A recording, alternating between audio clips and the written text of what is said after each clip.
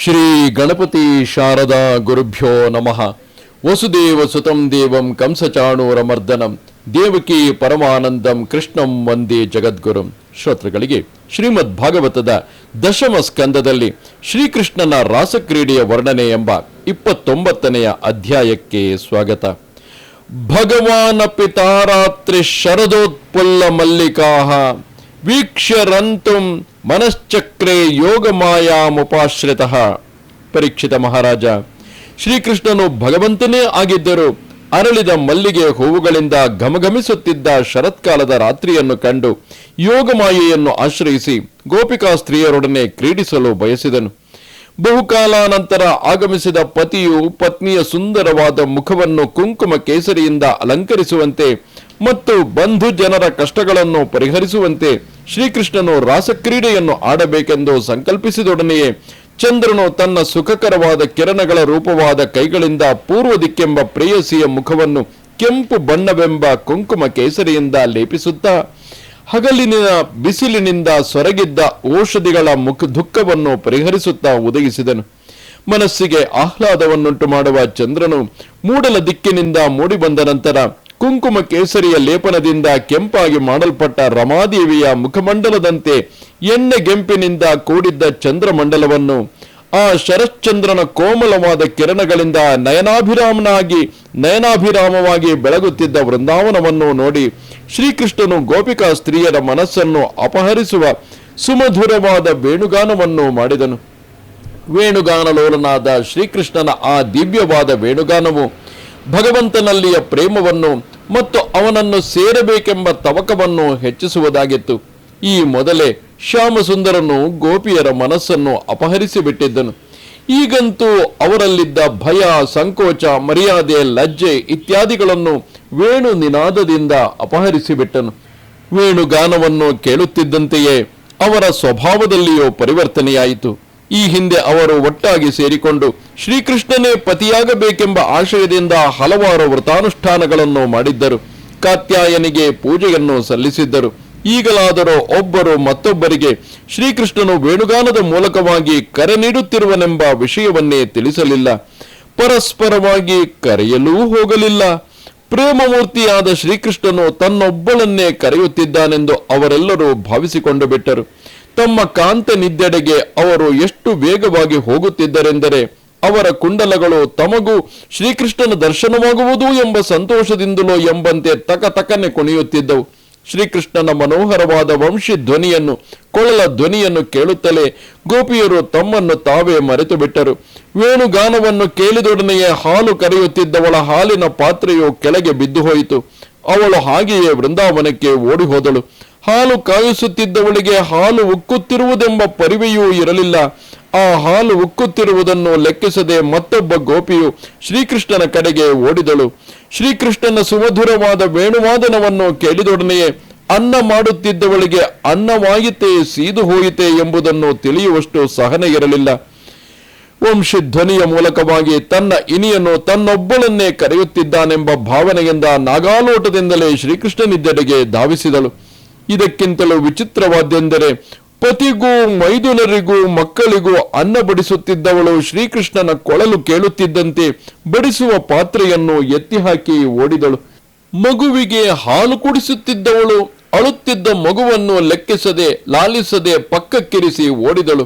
ಕೈ ಕಾಲುಗಳನ್ನೊತ್ತಿ ಪತಿ ಶುಶ್ರೂಷೆ ಮಾಡುತ್ತಿದ್ದ ಕೆಲವು ಗೋಪಸ್ತ್ರೀಯರು ತಾವೇನು ಮಾಡುತ್ತಿದ್ದೇವೆ ಎಂಬ ಅರಿವೇ ಇಲ್ಲದೆ ಶ್ರೀಕೃಷ್ಣನ ವೇಣುನಾದದ ಮೂಲಕವಾಗಿ ಕರೆಯು ಬಂದೊಡನೆಯೇ ಹಿಂದು ಮುಂದು ನೋಡದೆ ಓಡಿದರು.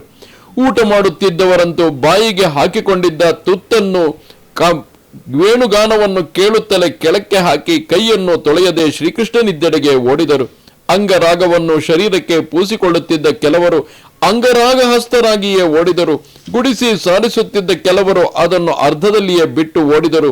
ಕಾಡಿಗೆಯನ್ನು ಹಚ್ಚಿಕೊಳ್ಳುತ್ತಿದ್ದ ಕೆಲವರು ಎರಡನೆಯ ಕಣ್ಣಿಗೆ ಹಚ್ಚಿಕೊಳ್ಳದೆ ಇರುವುದನ್ನು ಲೆಕ್ಕಿಸದೆ ಕಾಡಿಗೆಯ ಸಮೇತವಾಗಿಯೇ ಓಡಿದರು.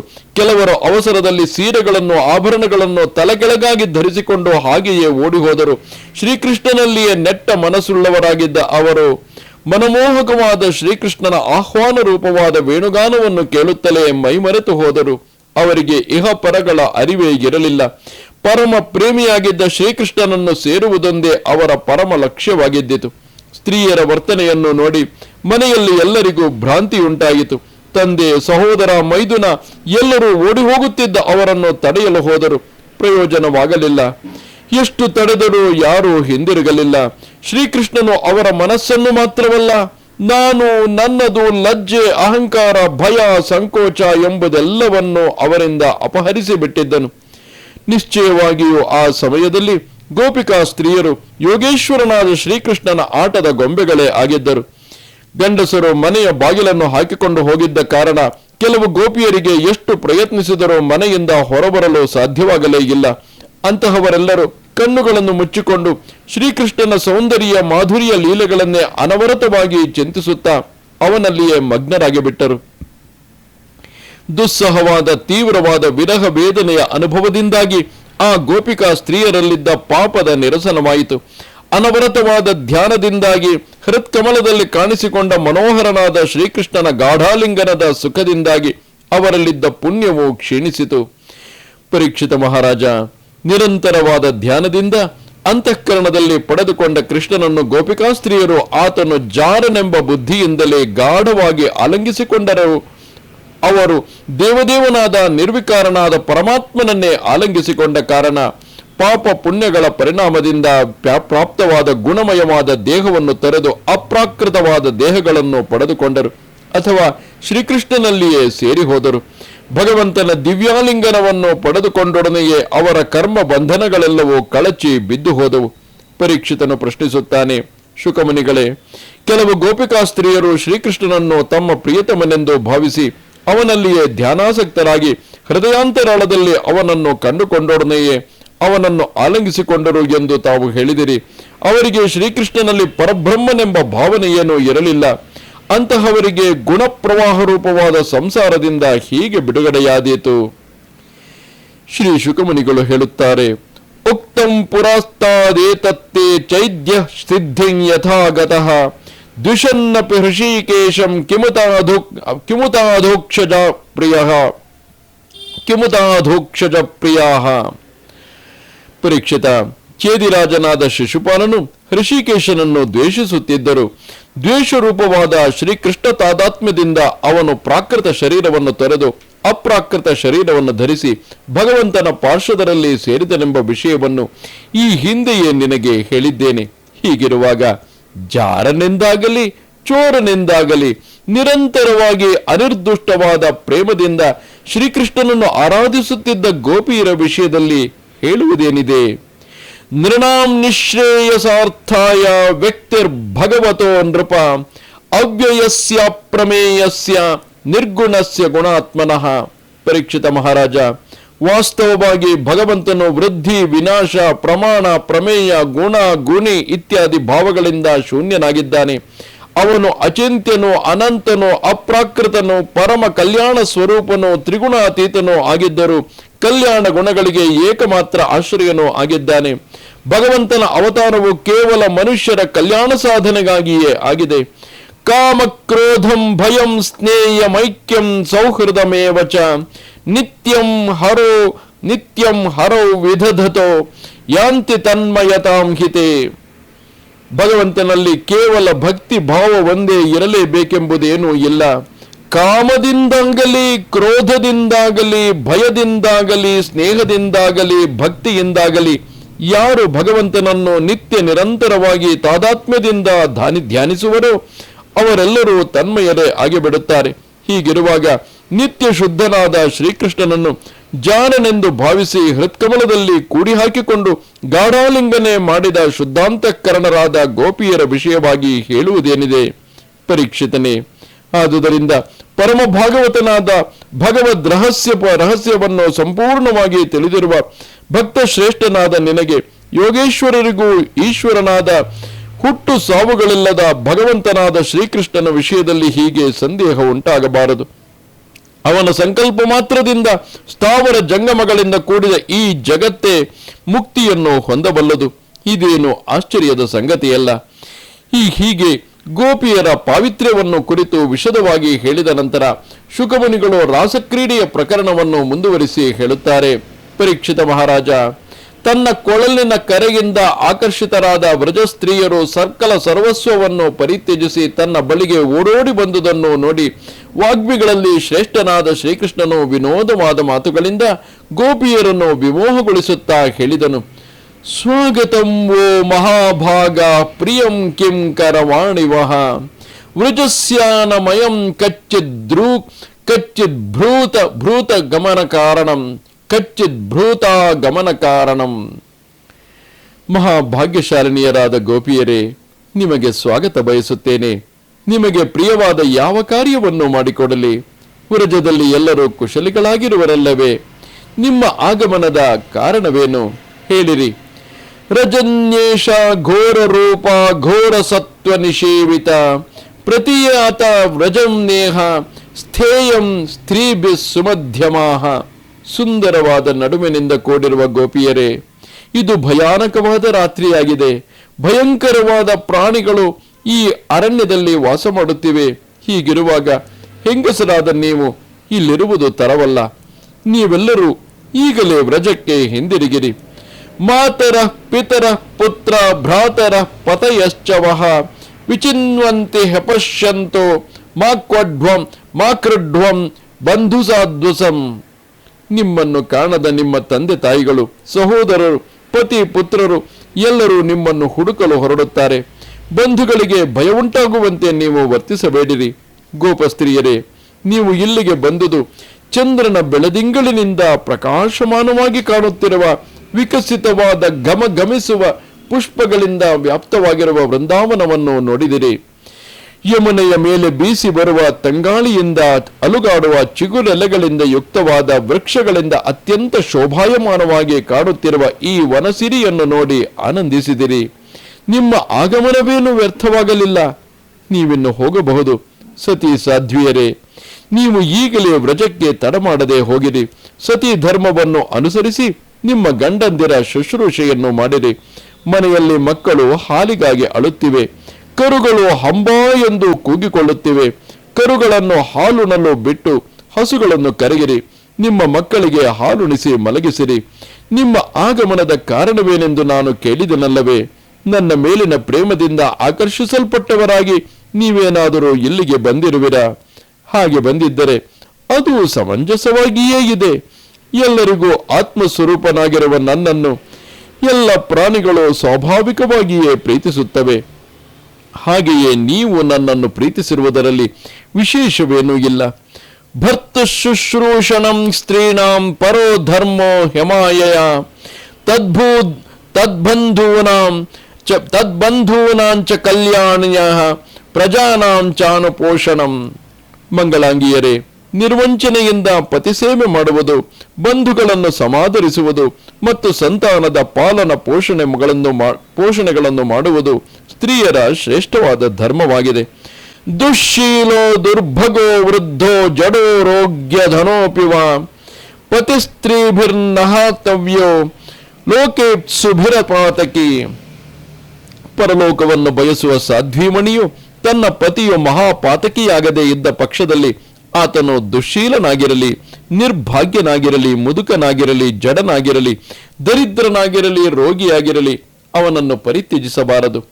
ಅಸ್ವರ್ಗಮಯಶಸ್ಯಂಚ ಫಲ್ಗು ಕೃಚ್ಛ್ರಂ ಭಯಾವಹಂ ಜುಗುಪ್ಸಿತಂಚ ಸರ್ವತ್ರ ಔಪಪತ್ಯಂ ಕುಲಸ್ತ್ರೀಯಾಹ. ಕುಲೀನ ಸ್ತ್ರೀಯರಿಗೆ ಜಾರ ಪುರುಷರೊಡನೆ ಸಮಾಗಮವು ಸರ್ವ ಪ್ರಕಾರದಿಂದಲೂ ನಿಂದನೀಯವಾದುದು. ಅವರಿಗೆ ಸ್ವರ್ಗವು ದೊರೆಯುವುದಿಲ್ಲ. ಜಾರ ಪುರುಷರೊಡನೆ ಮಾಡಿದ ಸಮಾಗಮದ ಫಲವಾಗಿ ನರಕವೇ ಸಿಕ್ಕುವುದು. ಈ ಲೋಕದಲ್ಲಿ ಅಪಕೀರ್ತಿಯುಂಟಾಗುತ್ತದೆ. ಜಾರ ಪುರುಷನೊಡನೆ ಸಮಾಗಮವನ್ನು ಎಲ್ಲರೂ ತೆಗಳುತ್ತಾರೆ. ಅಂತಹವರ ವಿಷಯದಲ್ಲಿ ಎಲ್ಲರೂ ಅಸಹ್ಯ ಪಡುತ್ತಾರೆ. ಇದು ಅತ್ಯಂತ ಹೇಯವಾದ ಕಾರ್ಯ. ವ್ಯಭಿಚಾರದಿಂದ ಅನೇಕ ಕಷ್ಟಗಳು ಒದಗಿ ಬರುತ್ತವೆ. ಎಲ್ಲರಿಗೂ ಹೆದರಬೇಕಾಗುತ್ತದೆ. ಕುಲೀನ ಸ್ತ್ರೀಯರಿಗೆ ಇದು ಅತ್ಯಂತ ನೀಚ ಕಾರ್ಯವೇ ಆಗಿದೆ. ಶ್ರವಣ ದರ್ಶನ ಧ್ಯಾನಾನ್ಮಯಿ ಭಾವೋಕ್ನು ಕೀರ್ತನಾತ್ ನ ತಥಾ ಸನ್ನಿಕರ್ಷೇಣ ಪ್ರತಿಯಾತ ತಥೋಗ್ರಹ. ಇಷ್ಟೇ ಅಲ್ಲದೆ ನನ್ನ ಲೀಲಾ ಪ್ರಸಂಗಗಳ ಶ್ರವಣದಿಂದ, ಕೀರ್ತನದಿಂದ, ನನ್ನ ದರ್ಶನದಿಂದ ಮತ್ತು ನನ್ನ ಶ್ರೀವಿಗ್ರಹವನ್ನು ಧ್ಯಾನಿಸುವುದರಿಂದ ಯಾವ ವಿಧವಾದ ಅನನ್ಯ ಪ್ರೇಮ ಉಂಟಾಗುವುದೋ ಅಂತಹ ನಿಶ್ಚಲ ಪ್ರೇಮವು ಅಂಗಸಂಗದಿಂದ ಉಂಟಾಗಲಾರದು. ಆದುದರಿಂದ ನೀವೆಲ್ಲರೂ ಶೀಘ್ರವಾಗಿ ನಿಮ್ಮ ನಿಮ್ಮ ಮನೆಗಳಿಗೆ ಹೋಗಿರಿ. ಶ್ರೀ ಶುಕಮುನಿಗಳು ಹೇಳುತ್ತಾರೆ, ಹಿಂದೆಯೇ ಒಂದು ರಾತ್ರಿ ಅವರೊಡನೆ ರಮಿಸುವುದಾಗಿ ಶ್ರೀಕೃಷ್ಣನು ಗೋಪಕುಮಾರಿಯರಿಗೆ ಮಾತು ಕೊಟ್ಟಿದ್ದನು. ವೇಣುನಾದದ ಮೂಲಕವಾಗಿ ಪೂರ್ಣ ಚಂದ್ರನಿದ್ದ ಶರದ್ರಾತ್ರಿಯಲ್ಲಿ ಎಲ್ಲ ಗೋಪಿಯರಿಗೂ ಕರೆ ಕೊಟ್ಟನು. ಶ್ರೀಕೃಷ್ಣನ ಕರೆಯನ್ನು ಕೊಳಲಿನ ಮೂಲಕವಾಗಿ ಕೇಳುತ್ತಲೇ ಹುಚ್ಚು ಹಿಡಿದವರಂತೆ ಗೋಪಿಯರೆಲ್ಲರೂ ಯಾರಿಗೂ ಹೇಳದೆ ಕೇಳದೆ ಎಡವಿ ಬೀಳುವುದನ್ನೂ ಲೆಕ್ಕಿಸದೆ ಓಡೋಡಿ ವೃಂದಾವನಕ್ಕೆ ಬಂದರು. ಮರುಕ್ಷಣದಲ್ಲಿ ಶ್ರೀಕೃಷ್ಣನ ಬಾಹುಪಾಶಗಳಲ್ಲಿ ಬೀಳುವುದೇ ಅವರ ಬಯಕೆಯಾಗಿತ್ತು. ಆದರೆ ಅವರ ನಿರೀಕ್ಷೆಗೆ ಅತ್ಯಂತ ವ್ಯತಿರಿಕ್ತವಾದ ರೀತಿಯಲ್ಲಿ ಮಾಯಾವಿಯಾದ ಶ್ರೀಕೃಷ್ಣನು ಅವರಿಗೆ ಧರ್ಮಬೋಧನೆಯನ್ನು ಮಾಡಿದನು. ಗೋಪಿಯರು ಉಪದೇಶ ಕೇಳಲು ಬಂದವರಲ್ಲ, ಸರ್ವ ಧರ್ಮಗಳನ್ನು ತ್ಯಜಿಸಿ ಶ್ರೀಕೃಷ್ಣನೇ ಪರಮ ಗತಿ ಎಂದು ತಿಳಿದು ಬಂದಿದ್ದರು. ಪ್ರೇಮ ಗೀತೆಯನ್ನು ಕೇಳಲು ಬಂದಿದ್ದರು. ಶ್ರೀಕೃಷ್ಣನ ಸುದೀರ್ಘವಾದ ಮಾತುಗಳನ್ನು ಕೇಳುತ್ತಲೇ ಗೋಪಿಯರಿಗೆ ಆಕಾಶವೇ ಕಳಚಿ ಮೇಲೆ ಬಿದ್ದಂತಾಯಿತು. ಗೋವಿಂದನಾಡಿದ ಮಾತುಗಳು ಅವರಿಗೆ ಸ್ವಲ್ಪವೂ ಪ್ರಿಯವಾಗಿರಲಿಲ್ಲ. ಅವರ ಆಸೆ ಆಕಾಂಕ್ಷೆಗಳೆಲ್ಲವೂ ನುಚ್ಚು ನೂರಾದವು. ಅವರು ಕಡು ದುಃಖಿತರಾದರು. ದಾಟಲು ಅಸಾಧ್ಯವಾದ ಚಿಂತಾ ಸಮುದ್ರದಲ್ಲಿ ಮುಳುಗಿ ಹೋದರು. ವಿರಹ ದುಃಖದಿಂದಾಗಿ ಗೋಪಿಯರು ತಲೆ ತಗ್ಗಿಸಿ ನಿಟ್ಟುಸಿರು ಬಿಟ್ಟರು. ನಿಟ್ಟುಸಿರಿನ ಬಿಸಿಯಿಂದಾಗಿ ತೊಂಡೆ ಹಣ್ಣಿನಂತಹ ಅವರ ಕೆಂದುಟಿಗಳು ಒಣಗಿ ಹೋದವು. ಮುಂದೇನು ಮಾಡಬೇಕೆಂಬುದೇ ತೋರದೆ ಕಾಲುಗುರುಗಳಿಂದ ಭೂಮಿಯನ್ನು ಕೆರೆಯುತ್ತಿದ್ದರು. ಉಮ್ಮಳಿಸಿ ಬರುತ್ತಿದ್ದ ದುಃಖದಿಂದ ಕಾಡಿಗೆಯಿಂದ ಕೂಡಿದ ಕಣ್ಣೀರು ಸುರಿಸುತ್ತಿದ್ದು ಆ ಕಣ್ಣೀರು ಕುಚಮಂಡಲದಲ್ಲಿ ಲೇಪಿತವಾಗಿದ್ದ ಕುಂಕುಮ ಕೇಸರಿಯನ್ನು ತೊಳೆದು ಹಾಕಿತು.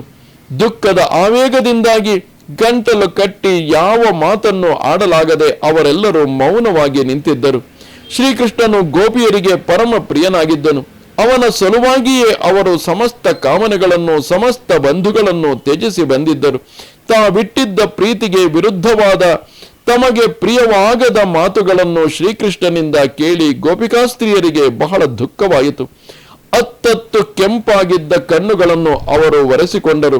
ಸ್ವಲ್ಪ ಧೈರ್ಯವನ್ನು ತಂದುಕೊಂಡು ಪ್ರಣಯ ಕೋಪವನ್ನು ತಳೆದು ಗದ್ಗದ ಧ್ವನಿಯಿಂದ ಶ್ರೀಕೃಷ್ಣನಿಗೆ ಹೇಳಿದರು, ಮೈವಂ ವಿಬೋರ್ಹತಿ ಭವಾನ್ ಗದಿತುಂ ನೃಶಂಸಂ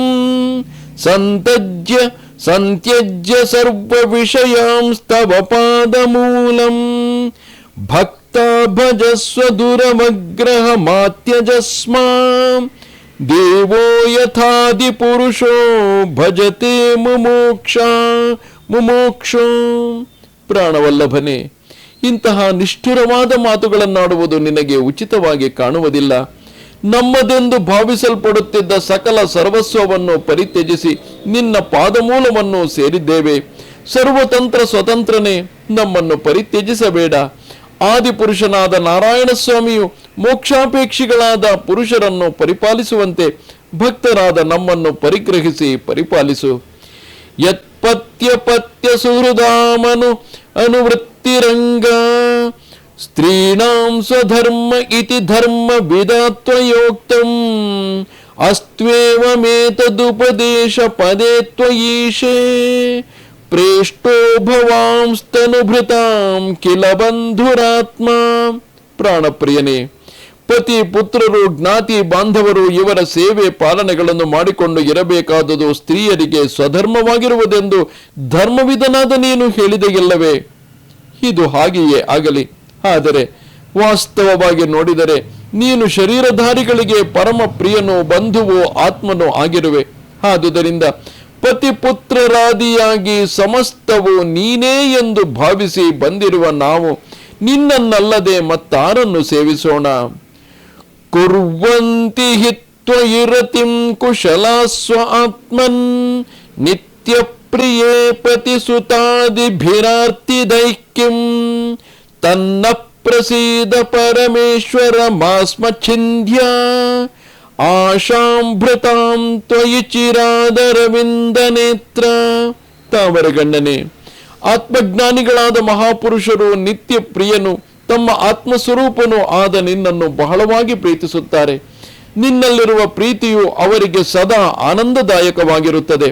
ಆದರೆ ಪ್ರಿಯರಾಗಿ ತೋರುವ ಪತಿ ಪುತ್ರರೇ ಮೊದಲಾದ ಬಂಧುಗಳಲ್ಲಿರುವ ಪ್ರೀತಿಯು ದುಃಖದಾಯಕವಾಗಿರುತ್ತದೆ. ಆದುದರಿಂದ ಪರಮೇಶ್ವರನೇ, ಪ್ರಸನ್ನನಾಗು. ಬಹಳ ಕಾಲದಿಂದಲೂ ನಿನ್ನಲ್ಲಿಟ್ಟಿರುವ ಸುಕೋಮಲವಾದ ಆಶಾಲತೆಯನ್ನು ಕತ್ತರಿಸಿ ಹಾಕಬೇಡ. ಚಿತ್ತಂ ಸುಖೇನ ಭವತಾಪಹೃತಂ ಗೃಹೇಶು ಎನ್ನಿರ್ವಿಶತ್ಯುತಕರಾಮಪಿ ಗೃಹ್ಯ ಕೃತ್ಯೇ ಪಾದೌ ಪದಂ ನ ಚಲತಸ್ತವ ಪಾದಮೂಲ ದ್ಯಾಮ ಕಥಂ ವ್ರಜಮಥೋ ಕರವಾಮ ಕಿಂವಾ. ಮನೋಮೋಹನನೇ, ಯಾವ ನಮ್ಮ ಮನಸ್ಸು ಇದುವರೆಗೂ ಗೃಹಕೃತ್ಯದಲ್ಲಿ ತೊಡಗಿದ್ದಿತೋ ಅಂತಹ ನಮ್ಮ ಮನಸ್ಸನ್ನೇ ಸುಖ ಸ್ವರೂಪನಾದ ನೀನು ಅಪಹರಿಸಿಬಿಟ್ಟಿರುವೆ. ನಮ್ಮ ಪಾದಗಳಂತೂ ನಿನ್ನ ದಿವ್ಯವಾದ ಪಾದ ಮೂಲಗಳಿಂದ ಒಂದು ಹೆಜ್ಜೆ ಹಿಂದಿಡಲು ಸಿದ್ಧವಾಗಿಲ್ಲ. ಹೀಗಿರುವಾಗ ನಾವು ವ್ರಜಕ್ಕೆ ಹೋಗುವುದಾದರೂ ಹೇಗೆ? ಅಲ್ಲಿಗೆ ಹೋಗಿ ಮಾಡುವುದಾದರೂ ಏನಿದೆ? ಮನಸ್ಸನ್ನೇ ನೀನು ಕದ್ದು ಬಿಟ್ಟಿರುವಾಗ ನಮಗೆ ಪತಿ ಪುತ್ರ ಬಂಧುಗಳ ಮತ್ತು ಗೃಹಕೃತ್ಯದ ಸ್ಮರಣೆಯಾದರೂ ಹೀಗೆ ಉಂಟಾದೀತು. ಸಿಂಚಂಗ ಸನ್ನಸ್ತ್ವದಧರಾಮೃತ ಪೂರಕೇಣ ಹಾಸಾವಲೋಕ ಕಲಗೀತ ಜಹೃಚ್ಛಯಾಗ್ನಿಂ ನೋಚೇದ್ವಯಂ ವಿರಹಜಾಜ್ಞುಪಯುಕ್ತ ದೇಹ ಧ್ಯಾನೇನ ಯಾಮ ಪದಯೋ ಪದವೀಂ ಸಖೇತೆ. ಪ್ರಾಣಸಖನೆ, ನಿನ್ನ ಕಿರುನಗೆಯಿಂದಲೂ ಕುಡಿನೋಟದಿಂದಲೂ ಮನೋಹರವಾದ ಮಧುರವಾದ ವೇಣುಗಾನದಿಂದಲೂ ನಮ್ಮ ಹೃದಯದಲ್ಲಿ ಹುಟ್ಟಿರುವ ಕಾಮಾಗ್ನಿಯನ್ನು ನಿನ್ನ ಅಧರಾಮೃತವನ್ನು ಕೆಂದುಟಿಗಳ ಮೂಲಕವಾಗಿ ಸುರಿದು ಆರಿಸು. ನೀನೇನಾದರೂ ಹಾಗೆ ಮಾಡದಿದ್ದರೆ ವಿರಹಾಗ್ನಿಗೆ ನಮ್ಮ ಶರೀರವನ್ನು ಬಲಿಕೊಟ್ಟು ಧ್ಯಾನದ ಮೂಲಕವಾಗಿ ನಿನ್ನ ಪಾದಮೂಲವನ್ನು ಸೇರಿಕೊಂಡು ಬಿಡುವೆವು. ಯಹ್ಯಂಬುಜಾಕ್ಷ ತವ ಪಾದ ತಲಂ ರಮಾಯ ದತ್ತಕ್ಷಣಂ ಕ್ವಚಿದರಣ್ಯ ಜನಪ್ರಿಯಸ್ಯ ಅಸ್ಪ್ರಾಕ್ಷ್ಯ ತತ್ಪ್ರಭೃತಿ ನಾನ್ಯ ಸಮಕ್ಷಮಂಗ ಸ್ಥಾತುಂ ತ್ವಯಾಭಿರಮಿತ ಬತ ಪಾರಯಾಮಃ. ಕಮಲಾಕ್ಷನೇ, ನೀನು ವನವಾಸಿಗಳನ್ನು ಪ್ರೀತಿಸುವೆ. ವನವಾಸಿಗಳಾದ ನಾವು ನಿನ್ನನ್ನು ಬಹಳವಾಗಿ ಪ್ರೀತಿಸುತ್ತೇವೆ. ಆದುದರಿಂದಲೇ ನೀನು ಅವರ ಮಧ್ಯದಲ್ಲಿ ವಾಸ ಮಾಡುತ್ತಿರುವೆ. ಯಾವನ ಪಾದ ತಲಗಳ ಸೇವೆಯು ಲಕ್ಷ್ಮೀದೇವಿಗೂ ಆಗೊಮ್ಮೆ ಈಗೊಮ್ಮೆ ಹಬ್ಬದ ರೂಪದಲ್ಲಿ ಪ್ರಾಪ್ತವಾಗುವುದೋ ಅಂತಹ ನಿನ್ನ ಪದತಲವನ್ನು ಸ್ಪರ್ಶಿಸುವ ಸೌಭಾಗ್ಯವು ನಮಗೂ ಸಿಕ್ಕಿತು. ಅಂದು ನೀನು ನಮ್ಮನ್ನು ದಾಸಿಯರನ್ನಾಗಿ ಸ್ವೀಕರಿಸಿ ಆನಂದವನ್ನುಂಟು ಮಾಡಿದೆ. ಅಂದಿನಿಂದ ನಾವು ಬೇರೆಯವರ ಮುಂದೆ ಒಂದು ಕ್ಷಣವಾದರೂ ನಿಲ್ಲಲು ಅಸಮರ್ಥರಾಗಿದ್ದೇವೆ. ಎದುರಿನಲ್ಲಿ ನಿಲ್ಲಲೇ ಸಾಧ್ಯವಿಲ್ಲವೆಂದ ಮೇಲೆ ಪತಿಗಳ ಸೇವೆ ಮಾಡಲು ಹೇಗೆ ತಾನೇ ಸಾಧ್ಯವಾದೀತು? ಶ್ರೀರ್ಯತ್ಪದಾಂಬುಜರಜಶ್ಚ ಕಮೇತುಲಸ್ಯ ಲಬ್ಧ್ವಾಪಿ ವಕ್ಷಸಿ ಪದಂ ಕಿಲ ಭೃತ್ಯಜುಷ್ಟಂ ಯಸ್ಯಾಸ್ವವೀಕ್ಷಣ ಕೃತೇನ್ಯ ಸುರಪ್ರಯಾಸ ಸ್ತದ್ವದ್ವಯಂ ಚ ಪದ ತವ ಪಾದ ರಜ ಪ್ರಪನ್ನಾಃ. ಯಾವ ಮಹಾಲಕ್ಷ್ಮಿಯ ಕಡೆಗಣ್ಣಿನ ನೋಟದ ಅನುಗ್ರಹಕ್ಕಾಗಿ ಇತರ ದೇವತೆಗಳು ತಪಸ್ಸಿನ ಮೂಲಕವಾಗಿ ಪ್ರಯಾಸ ಪಡುವರೋ ಅಂತಹ ಲಕ್ಷ್ಮೀ ದೇವಿಯು ನಿನ್ನ ಹೃತ್ಕಮಲದಲ್ಲಿ ನೆಲೆಸಿದ್ದಾಳೆ. ಆದರೂ ಅಲ್ಲಿರುವುದು ಅವಳಿಗೆ ತೃಪ್ತಿಯನ್ನುಂಟು ಮಾಡಿಲ್ಲ. ನಿನ್ನ ಸೇವಕರಿಂದ ಸೇವಿಸಲ್ಪಡುವ ನಿನ್ನ ಪಾದಧೂಳಿಯನ್ನು ತನ್ನ ಸವತಿಯಾದ ತುಳಸೀದೇವಿಯೊಡನೆ ಸೇವಿಸಬೇಕೆಂದು ಆಸೆ ಪಡುತ್ತಾಳೆ. ಲಕ್ಷ್ಮೀದೇವಿಗೆ ಅಭೀಷ್ಟವಾದ ಅಂತಹ ನಿನ್ನ ಪಾದಧೂಳಿಯನ್ನೇ ನಾವು ಶರಣು ಹೊಂದಿದ್ದೇವೆ. ತನ್ನ ಪ್ರಸೀದ ವೃಜಿನಾರ್ದನ ತೇಂಗ್ರಿ ಮೂಲಂ ಪ್ರಾಪ್ತ ವಿಸೃಜ್ಯ ವಸತಿ ದ್ವದುಪಾಸನಾಶಾ ತ್ವತ್ಸುರಂಧರ ಸ್ಮಿತ ನಿರೀಕ್ಷಣ ತೀವ್ರ ಕಾಮ ತಪ್ತಾತ್ಮನಾಂ ಪುರುಷಭೂಷಣ ದೇಹಿ ದಾಸ್ಯಂ. ಪಾಪಹರನೆ ಪರಮೇಶ್ವರ, ನಿನ್ನ ಸೇವೆ ಮಾಡಬೇಕೆಂಬ ಆಸೆಯಿಂದಲೇ ನಾವು ಮನೆ ಮಠಗಳನ್ನು, ಪತಿ ಸುತರನ್ನು, ಬಂಧುಗಳನ್ನು, ಸಕಲ ಸರ್ವಸ್ವವನ್ನು ಪರಿತ್ಯಜಿಸಿ ನಿನ್ನ ದಿವ್ಯ ಪಾದಗಳ ಮೂಲಕ್ಕೆ ಬಂದು ಸೇರಿಕೊಂಡು ಬಿಟ್ಟಿದ್ದೇವೆ. ಪುರುಷಭೂಷಣನೆ, ನಿನ್ನ ಅಂದವಾದ ಕಿರುನಗೆಯಿಂದಲೂ ಚೇತೋಪಹಾರಿಯಾದ ಕಡೆಗಣ್ಣಿನ ನೋಟದಿಂದಲೂ ನಮ್ಮ ಹೃದಯದಲ್ಲಿ ಕಾಮಾಗ್ನಿಯು ಹೊತ್ತಿಕೊಂಡು ಉರಿಯುತ್ತಿದೆ. ಇದರಿಂದ ದಹಿಸಲ್ಪಡುತ್ತಿರುವ ನಮಗೆ ನಿನ್ನ ದಾಸ್ಯವನ್ನು ಅನುಗ್ರಹಿಸಿ ಕಾಪಾಡು. ವೀಕ್ಷ್ಯಾಲಕಾವೃತ ಮುಖಂ ತವ ಕುಂಡಲ ಶ್ರೀ ಗಂಡಸ್ಥಲಾಧರಸುಧಂ ಹಸಿತಾವಲೋಕಂ ದತ್ತಾಭಯಂಚ ಭುಜದಂಡ ಯುಗಂ ವಿಲೋಕ್ಯ ವಕ್ಷಶ್ರಿಯೈಕರಮಣಂ ಚ ಭವಾಮದಾಸ್ಯಃ. ಪ್ರಿಯತಮನೇ, ನಿನ್ನ ಗುಂಗುರು ಕೂದಲುಗಳಿಂದ ಸಮಲಂಕೃತವಾದ ಮುಖಕಮಲವನ್ನು, ಫಳಫಳಿಸುವ ಕುಂಡಲಗಳಿಂದ ಬೆಳಗುತ್ತಿರುವ ಕಪೋಲಗಳನ್ನು, ಅಮೃತಕ್ಕೆ ಸಮಾನವಾದ ಅದರಾಮೃತವನ್ನು ಸುರಿಸುತ್ತಿರುವ ಕೆಂದುಟಿಯನ್ನು, ನಯನ ಮನೋಹರವಾದ ಕಡೆಗಣ್ಣನ್ನು, ಚಿತ್ತಾಪಹಾರಕವಾದ ಕಿರುನಗೆಯನ್ನು, ಶರಣಾಗತರಿಗೆ ಅಭಯದಾನ ಮಾಡುವ 2 ದುಂಡಾದ ಭುಜಗಳನ್ನು, ಅನುಪಮವಾದ ಸೌಂದರ್ಯದಿಂದ ಬೆಳಗುತ್ತಾ ಲಕ್ಷ್ಮಿಗೆ ನಿರಂತರ ಕ್ರೀಡಾಸ್ಥಾನವಾಗಿರುವ ನಿನ್ನ ವಕ್ಷಸ್ಥಳವನ್ನು ನೋಡಿ ನಾವು ನಿನ್ನ ದಾಸಿಯರಾಗಿ ಬಿಟ್ಟಿದ್ದೇವೆ.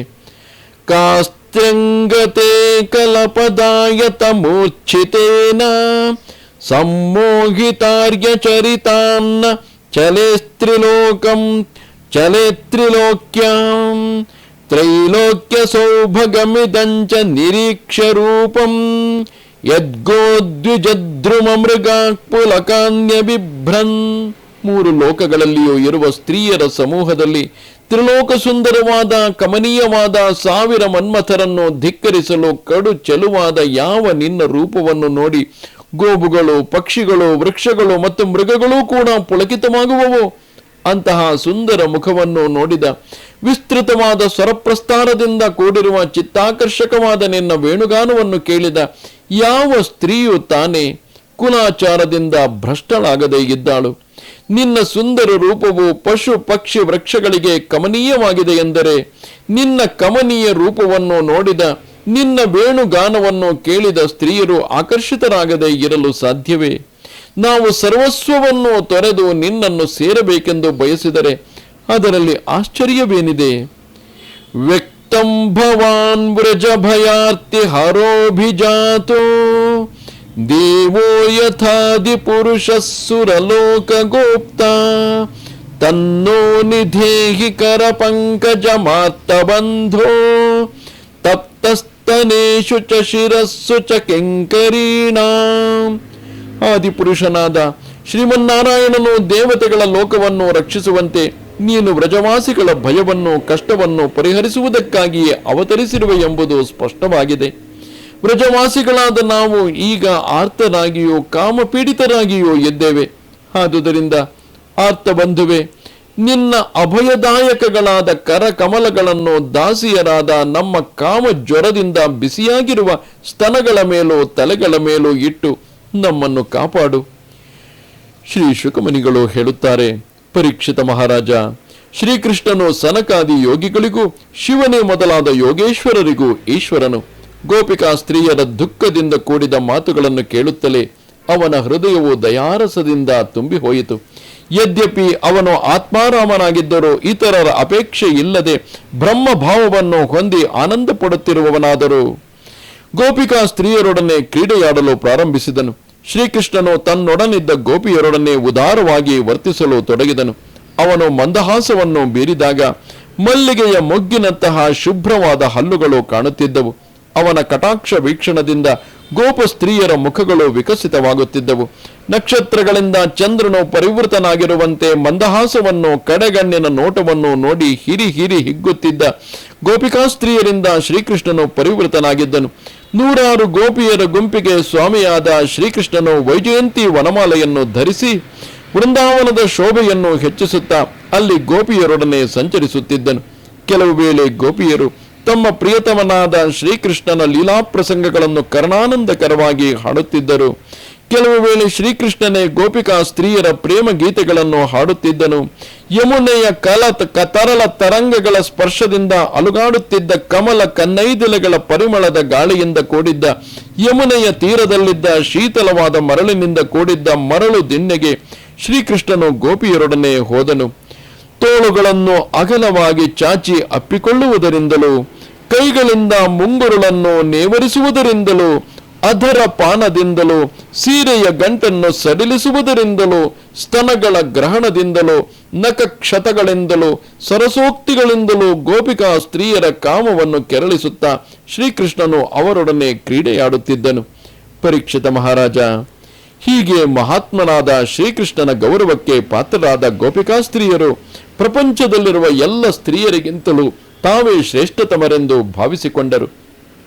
ಆಗ ಶ್ರೀಕೃಷ್ಣನು ಗೋಪಿಯರ ಸೌಂದರ್ಯ ಮದವನ್ನು ಮತ್ತು ತಾವೇ ಅಧಿಕರೆಂದು ಭಾವಿಸಿ ಗರ್ವಪಡುತ್ತಿರುವುದನ್ನು ಗಮನಿಸಿ ಅವರ ಸೌಂದರ್ಯ ಮದವನ್ನು ಮತ್ತು ಗರ್ವವನ್ನು ಹೋಗಲಾಡಿಸಿ ಅವರನ್ನು ಅನುಗ್ರಹಿಸುವುದಕ್ಕಾಗಿ ಒಡನೆಯೇ ಮಾಯವಾಗಿ ಬಿಟ್ಟನು ಎನ್ನುವಲ್ಲಿಗೆ ಮಹಾಪುರಾಣವು ಪಾರಮಹಂಸ ಸಂಹಿತೆಯೂ ಆಗಿರುವ ಶ್ರೀಮದ್ ಭಾಗವತದಲ್ಲಿ ದಶಮ ಸ್ಕಂದದ ಪೂರ್ವಾರ್ಧದಲ್ಲಿ 29ನೆಯ ಅಧ್ಯಾಯವು ಮುಗಿಯಿತು. ನಮಸ್ತೆ ಶಾರದೆ ದೇವಿ ಕಾಶ್ಮೀರ ಪುರವಾಸಿನಿ ತ್ವಾಮಹಂ ಪ್ರಾರ್ಥಯೇ ನಿತ್ಯಂ ವಿದ್ಯಾದಾನಂಚ ದೇಹಿಮೆ. ನಮಸ್ಕಾರ.